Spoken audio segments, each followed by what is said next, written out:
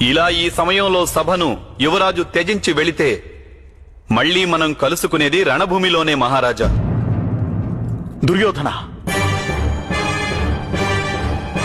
ఆగు.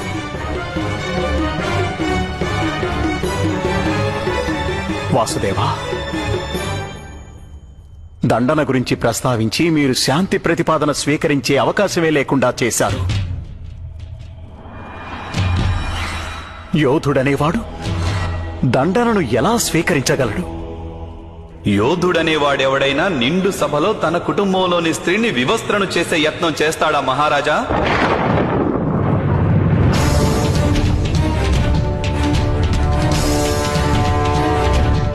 అయినా అపరాధం చేసిన తరువాత ఇక దండనకు భయపడటంలో అర్థమేముంది? నేను వాగ్దానం చేస్తున్నాను, ద్రుపద పుత్రికి చరణస్పర్శ చేసి క్షమించమని కోరితే పాండవులు దానిని కూడా దండనగానే. ఇలా ఈ సమయంలో సభను యువరాజు త్యజించి వెళితే మళ్లీ మనం కలుసుకునేది రణభూమిలోనే మహారాజా. దుర్యోధన, ఆగు.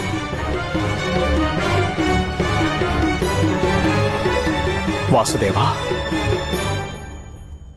దండన గురించి ప్రస్తావించి మీరు శాంతి ప్రతిపాదన స్వీకరించే అవకాశమే లేకుండా చేశారు. యోధుడనేవాడు దండనను ఎలా స్వీకరించగలడు?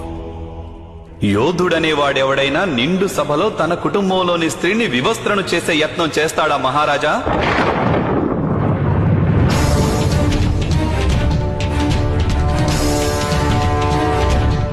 అయినా అపరాధం చేసిన తరువాత ఇక దండనకు భయపడటంలో అర్థమేముంది? నేను వాగ్దానం చేస్తున్నాను, ద్రుపద పుత్రికి చరణస్పర్శ చేసి క్షమించమని కోరితే పాండవులు దానిని కూడా దండనగానే